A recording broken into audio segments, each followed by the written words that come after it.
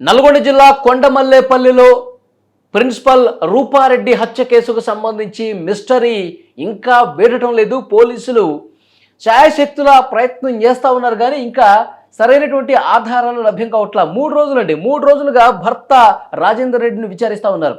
రాజేందర్ రెడ్డికి సంబంధించిన ఫోన్లు, ల్యాప్టాప్ స్వాధీనం చేసుకున్నారు. అన్ని కోణాల్లో దర్యాప్తు చేస్తున్నారు. అనుమానం వచ్చిన ప్రతి విషయాన్ని కూడా ప్రశ్నిస్తూ ఉన్నారు.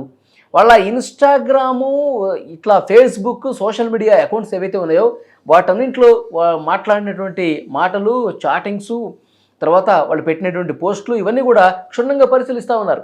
కానీ రాజేందర్ రెడ్డి నుంచి సరైనటువంటి ఇన్ఫర్మేషన్ ఇంకా రావట్లేదు. అందుకే అంటే ఇక మర్యాదగా నిజం చెప్తావా లేదా అని ప్రశ్నించలేనటువంటి పరిస్థితి ఉంది. ఎందుకంటే ఇంకా సరైనటువంటి ఆధారం భర్త రాజేందర్ రెడ్డే చేశాడు అనడానికి ఇంకా పోలీసులకు దొరకలా.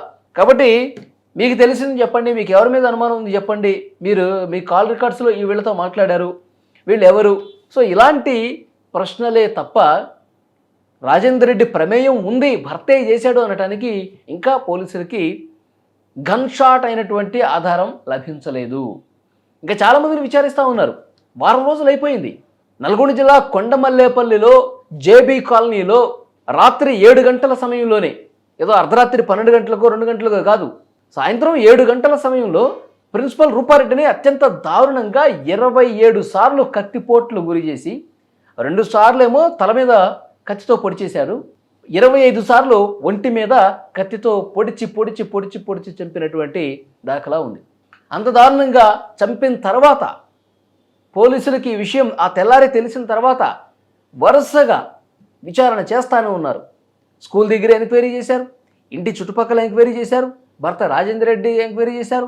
భర్త రాజేందర్ రెడ్డి రియల్ ఎస్టేట్ వ్యాపారం చేస్తూ ఉంటాడు. భర్త రాజేందర్ రెడ్డి ఆయన గతంలో చేసినటువంటి బిజినెస్లకు సంబంధించి మొత్తం కూడా విచారణ చేశారు. అనుమానం ఉన్న వాళ్ళ పిలిచి కూడా మాట్లాడారు.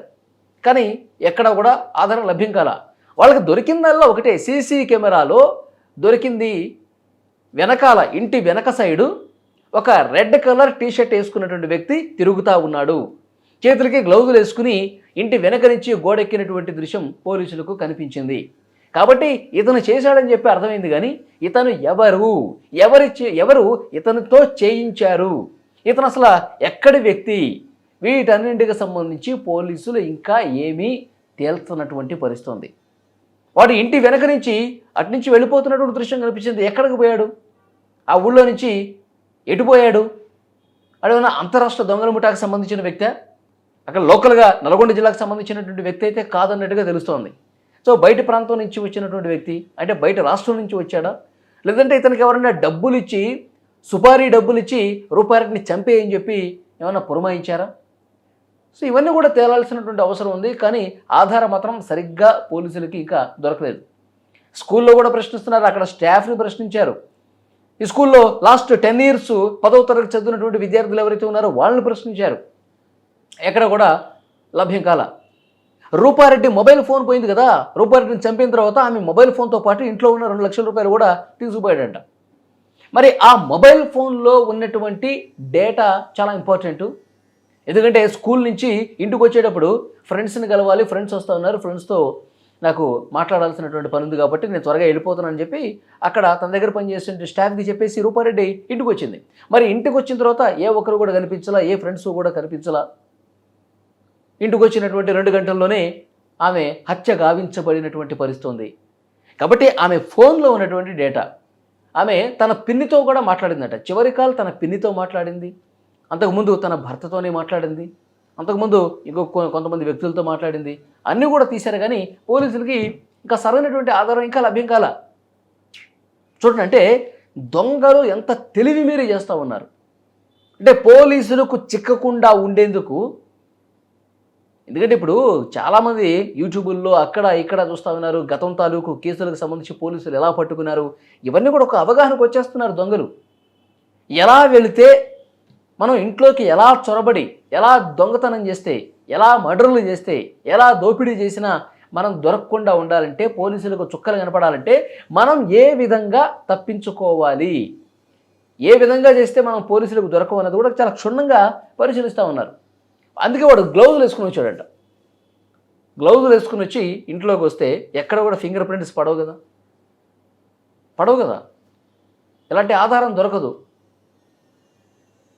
ఇది పోలీసులకి కొంత జటిలంగా ఉంది ఈ కేసుని తేల్చడానికి. గత మంగళవారం జరిగితే ఈరోజు మంగళవారం, వారం రోజులైంది. వారం రోజులైనప్పటికీ ఇంకా పోలీసులు ఏవి ఇంకా కనిపెట్టలేని పరిస్థితుంది. మేము విచారణ చేస్తాం, నిందితుల్ని పట్టుకుంటాం, అతి త్వరలోనే పట్టుకుంటాం, వాళ్ళని జైల్లో కూర్చోబెడతాం, చాలా కఠినంగా శిక్షిస్తాం అని చెప్తా ఉన్నారు. కానీ ఇంకా ఏం తేల్చట్లేదు కదా. రూపారెడ్డి అంత్యక్రియలు కొండమల్లేపల్లిలో చేయకుండా హైదరాబాదులో చేయాల్సినటువంటి పరిస్థితి వచ్చింది. దీనికి కారణం ఏంటి? భర్త రాజేందర్ రెడ్డి హైదరాబాదులోనే అంత్యక్రియలు చేయాలని చెప్పి ఎందుకు అనుకున్నారు, ఊళ్ళో ఎందుకు చేయలేదు? ఇది కూడా ఒక అనుమానంగా కనిపిస్తోంది. దీని వెనకాల ఏం జరిగిందనేది. సో కుటుంబ సభ్యులు కావచ్చు, ఆ ఫ్యామిలీకి సంబంధించిన ఇతర బంధువులు కావచ్చు, అంతా మంచిగా ఉంది, వీళ్ళ ఫ్యామిలీ అంతా మంచిగానే ఉన్నారు, భార్యాభర్తలు, కొడుకు అందరూ కూడా చాలా హ్యాపీ ఫ్యామిలీయే. ఎప్పుడు కూడా గొడవలు పడి ఇబ్బంది పడేటువంటి పరిస్థితులు ఏమో మాకు ఎక్కడా కనిపించలేదు. కొడుకేమో హైదరాబాద్లో చదువుకుంటా ఉన్నాడు, ఇంజనీరింగ్ చేస్తూ ఉన్నాడు. వీళ్ళు సమయం దొరికినప్పుడల్లా, సెలవు దొరికినప్పుడల్లా కొడుకు దగ్గరికి వెళ్ళిపోయి ఉంటారు గురంగూళ్ళలో, హైదరాబాద్లో. అంత బాగానే ఉంది. ఇతను రియల్ ఎస్టేట్ వ్యాపారం చేస్తున్నాడు, ఎవరి మీద పెద్దన చంపుకునే స్థాయిలో గొడవలు లేవని చెప్తా ఉన్నాడు. రూపారెడ్డి స్కూల్లో కూడా మంచి పేరుంది. స్కూల్లో ఉన్నటువంటి వాళ్ళు, అక్కడ స్టాఫ్ కావచ్చు, అక్కడ చదువుకున్న వాళ్ళు కావచ్చు, ఆ చుట్టుపక్కల వాళ్ళు కావచ్చు, ఇంటి దగ్గర వాళ్ళు కావచ్చు, అంతా కూడా బాగానే చెప్తా ఉన్నారు. మరి ఎవరు చంపుంటారు, ఎవరు చంపించి ఉంటారు అన్నది తేలాలి అంటే మరి పోలీసులు ఇంకొంత సమయం తీసుకుంటారేమో. కానీ నేరం చేసినాడు, దొంగతనం చేసినా, మర్డర్ చేసినా, ఇంకేదైనా తప్పిదం చేసినా డెఫినెట్గా ఒక ఆధారం అయితే వదులుతాడు. డెఫినెట్గా ఒక ఆధారం వదులుతాడు. ఎందుకంటే నిజం నిప్పు లాంటిది, ఏదో ఒక రోజు బయటకు రాక మానదు. పోలీసులు ఆ ఆధారం కోసం వెతుకుతూ ఉన్నారు. వాళ్ళు కనిపిస్తుందల్లా సీసీ కెమెరాలో వాడు తిరుగుతున్నటువంటి గ్లౌజులు వేసుకొని గోడ దూకొచ్చి చేశాడు. అంటే వీడు ఇంత పకడ్బందీగా చేశాడంటే రెక్కీ చేసినట్టేగా, ఒక ప్లాన్ గీసుకున్నట్టేగా.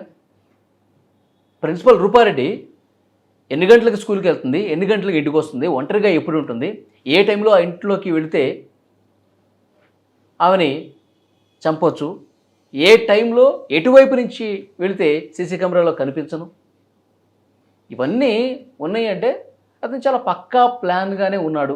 ఆ ఇంట్లోకి వెళ్ళాలన్న ఉద్దేశం ఆయనకి ముందే, చాలా రోజుల ముందే ప్లాన్ గీసుకున్నాడు అన్నది కూడా పోలీసులకు అర్థమవుతోంది.